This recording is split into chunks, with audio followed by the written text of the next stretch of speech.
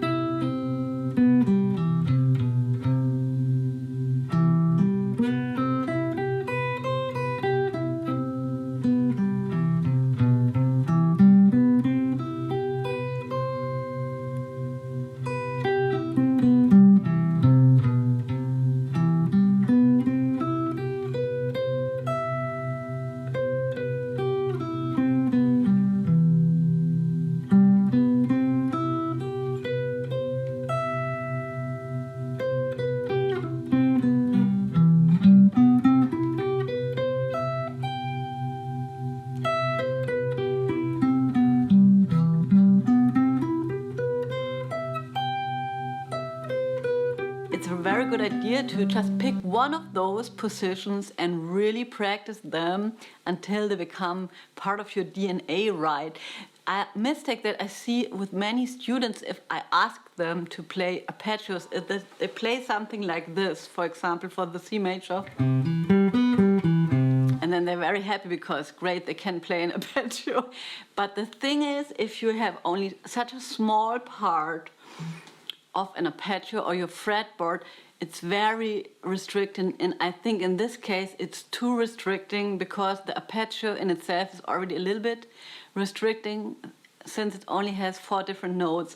So make sure that you start with one shape or one pattern, right, that covers like all the notes in one position, right? And maybe I should do a PDF with all those arpeggios. Maybe that would be a good idea, right? So now you practically have an overview over the entire fretboard. You know that you can play the arpeggios everywhere, right? And now you just get your metronome out and play in a like very technical and mechanical way.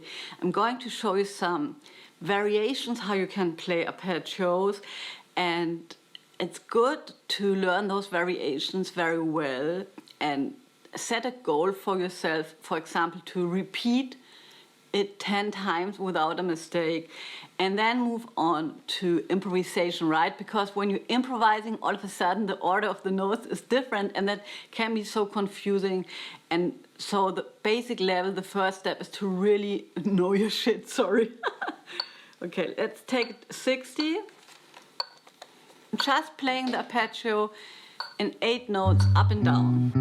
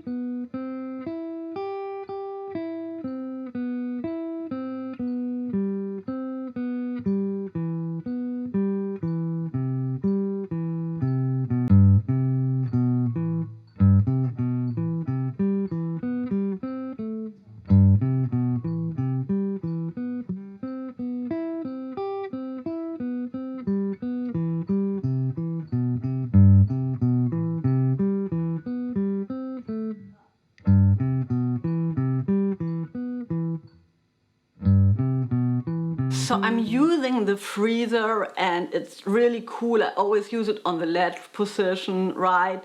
I actually really don't know exactly what I'm doing here.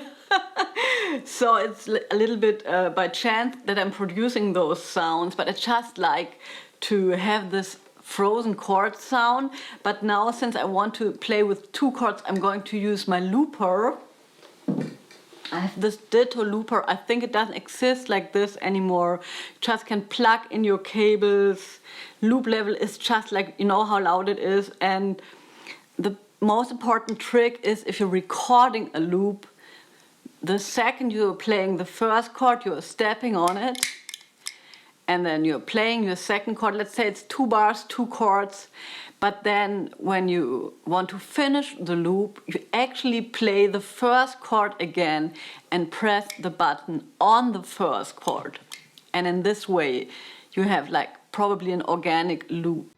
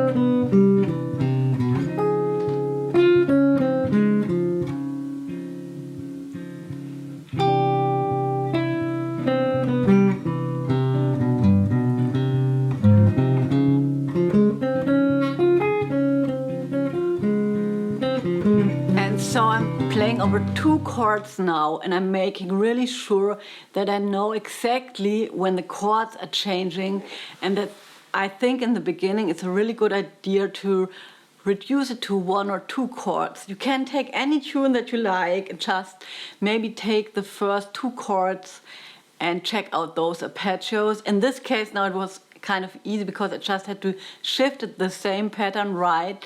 But but most of the time you will have to play another pattern, so to speak, and I would think it's a good idea to try to play it in the same position. So Linda, I hope I could help you a little bit. Let me know in the comments below, and have fun exploring. Bye.